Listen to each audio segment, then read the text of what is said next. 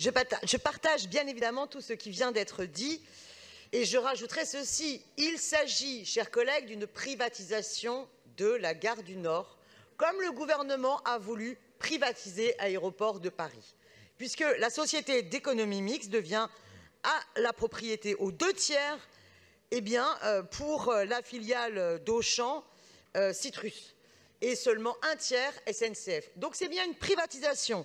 Et le contenu du projet, comme l'ont présenté différents collègues avant moi, loin d'améliorer la connexion intermodale de la gare du Nord pour les franciliens, pour tous les voyageurs, le confort de leur déplacement du quotidien, ce projet privilégie au contraire les grandes lignes, l'international, et ne traite les voyageurs que comme des flux qu'il s'agit de faire passer devant des boutiques afin de les amener à consommer. Donc ce projet est une machine à cash pour Citrus. Voilà.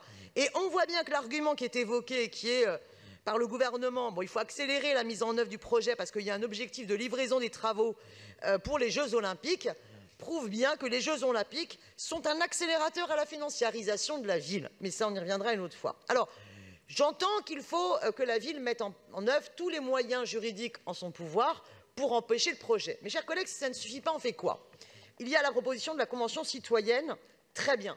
Et si ça ne suffit pas, moi, puisque je vois que la majorité dorénavant est d'accord sur l'idée du recours au référendum, ce qu'elle n'était pas la fois d'avant, et souvenez-vous, le référendum a été une des armes dans la bataille contre Aéroports de Paris, même si c'était compliqué, parce que c'était un référendum sur toute la France pour un aéroport qui s'appelait Aéroport de Paris. N'empêche, on sait bien que la pétition pour le référendum a pesé dans la reculade du gouvernement. Donc, le fait de pouvoir, au niveau de la ville, dire on va s'engager sur un référendum peut être vraiment un élément fort. C'est le sens de mon vœu. Je vous remercie. Simonet. Merci. La parole est à Alexandra Cordebar.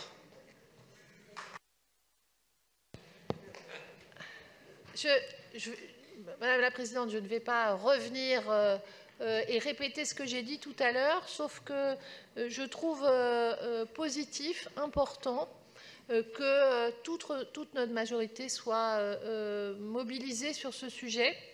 Cette mobilisation est nécessaire, tant la volonté de passage en force et la violence de ce passage en force était important. Donc notre mobilisation sur ces bancs compte beaucoup. Merci à tous mes collègues. Merci à vous. La parole est à Emmanuel Grégoire.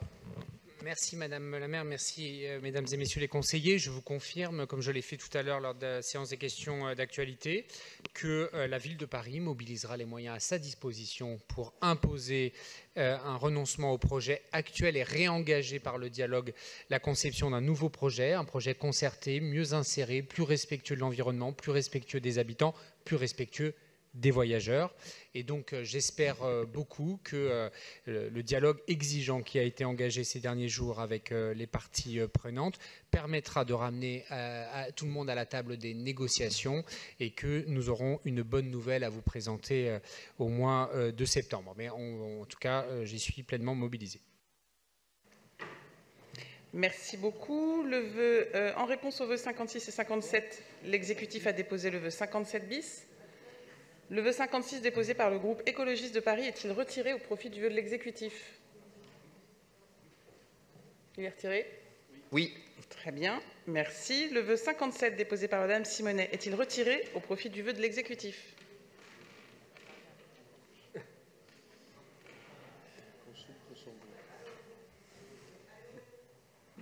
Je suis désolée, mais je n'ai pas vu le vœu de l'exécutif. Est-ce que quelqu'un peut me dire s'il part du référendum?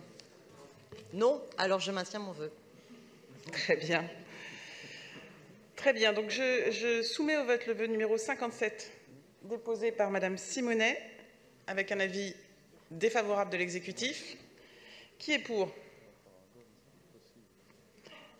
Qui est contre? Qui s'abstient? Il est rejeté. Je mets aux voix le vœu numéro 57 bis de l'exécutif.